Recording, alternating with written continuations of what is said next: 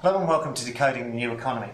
Today we're joined by Cameron Wall, Managing Partner of C3 Business Solutions. We're going to talk about business intelligence, analytics and some of the ways that you become known as one of the best places in the country to work. Cameron, thank you for joining me. Thank you. Now, let's kick off first with what C3 Business Solutions do.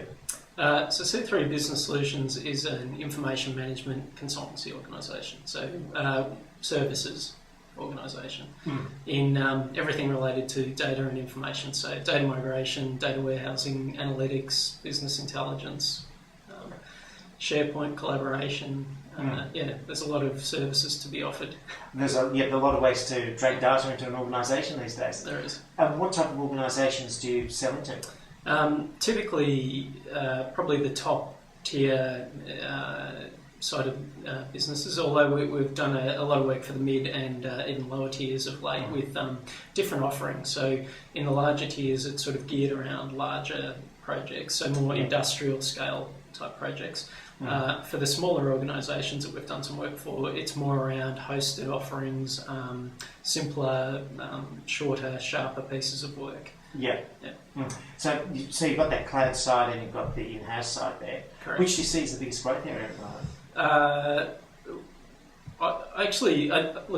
think probably what you want to hear is the cloud is that growing area. We're certainly seeing that grow a lot, but in terms of the market space, people are expecting sort of that lower priced offering in that area. So in terms of the growth, there certainly is growth, but the growth is still there in the larger project area for us. So both would be the answer. We're seeing growth in both areas. It's just that, with the larger, more complex projects, they do require a lot more people to deliver the outcomes required. Yeah. So different types of growth, basically. Yeah, exactly. Exactly. And that's an interesting angle there. That it seems to me with the cloud services, you can't customise them the same way that you can those in-house services. Yeah, well, I think what people expect, because you're kind of hands-off in that area, you've kind of got to bring it down to quite a simple offering. And when you do that, the ability to customise it, it's not too dissimilar to iOS, the Apple iPhone operating system versus the Windows operating system of many years ago. You could customise the Windows operating system a lot, but it was,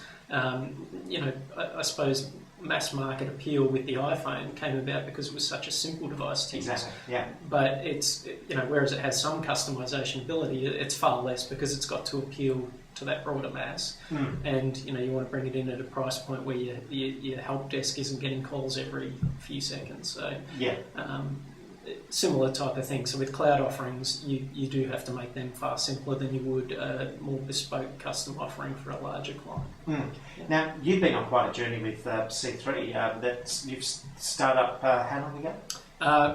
The company was formed in November of 2006. We didn't probably actively start trading for at least 6 months beyond that. But so around 2007.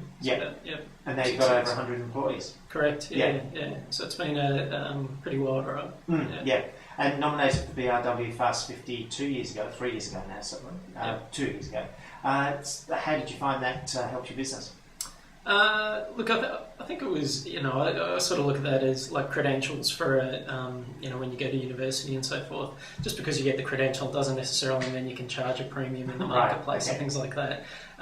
Look, I think it all helps in terms of recognition and people understanding that you're a serious company. And I think it's helped in those regards. But we haven't sort of been thrown anything for, as a result of it. Okay. Yeah, not specifically.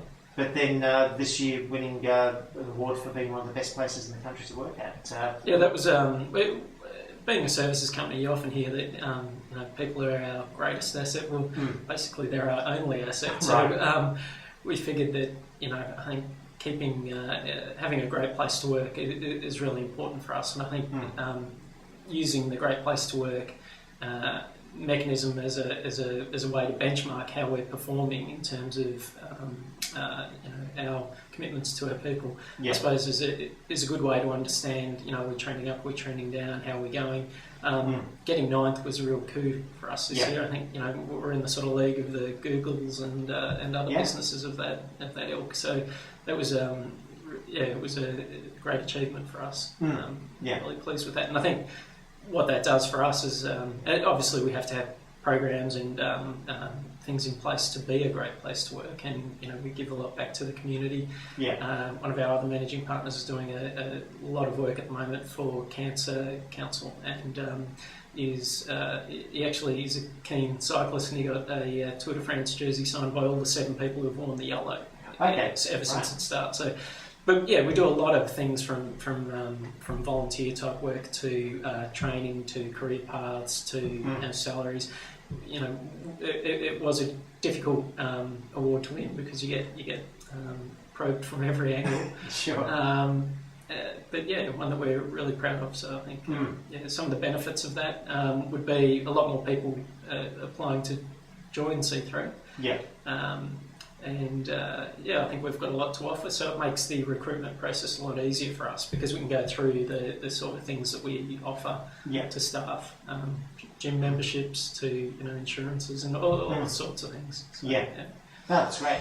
Now, going back to the business intelligence side of it, so big data is the buzzword at the moment, and often strikes me that the term business intelligence is being overtaken by analytics.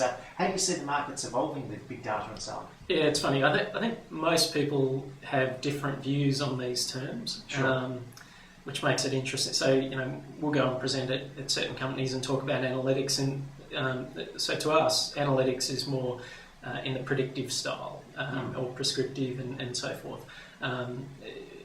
So I think some people view analytics as being more dashboards, KPIs, that sort of thing. So it's hard to operate in this market space when people have different definitions of those terms.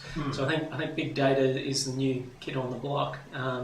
But I do think that whereas maybe we won't sort of see that, I think there's been a lot of media hype about it at the moment, but I think in terms of I do think that on the timeline of the information industry or industrial revolution, the information revolution, I think we will look back and go, yes, this was a critical point, given the everything that was sort of coming into play at that time. The cheaper hardware, the more sensing devices out there with mobile technology, the new techniques and delivery abilities that the companies have. When you combine all these forces, I think right now is that position where they've all sort of come together, just like the Industrial Revolution. When that sort of came to be, that was due to a large number of forces sort of combining at that point in time. I think this information revolution is really hit a key point in its milestone. So regardless of the hype, I think it comes down to how we use those technologies now.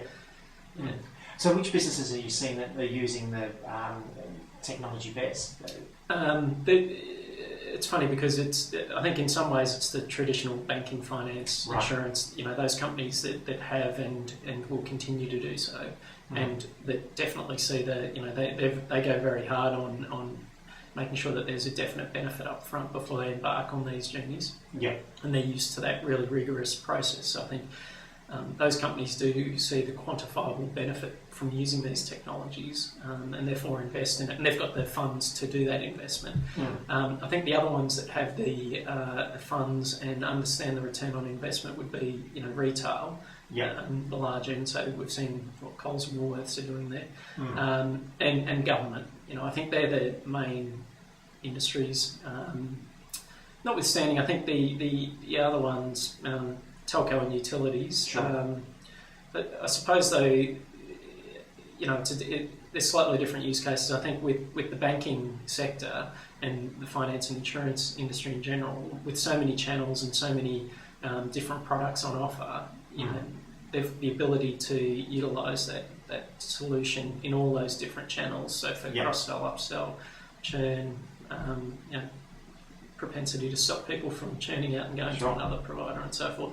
I think there's just a huge amount of things that they can do. It strikes me that a lot of that's the big business side of it. Where do you see small and medium business using business intelligence, big data and so on? I think for business intelligence, I think a lot of more small businesses are cottoning onto it. I think understanding where they make their money, how they make their money, it's that the mirror sort of analogy, whereas that's what we see BI as being useful for. And I still think a lot of big organisations have a lot of work to do to get that right. And that's quite a difficult task. So there's definitely opportunity for that, and given that there's a lot more availability with cloud and pay for what you use, that sort of thing, I think that makes it a really competitive offering for them to take up. I think with the big industries, that's where they really take advantage of those. We've heard that volume, velocity, and variety of data and all that sort of stuff. But if you think about it, some of those smaller organisations, they don't really have those huge volumes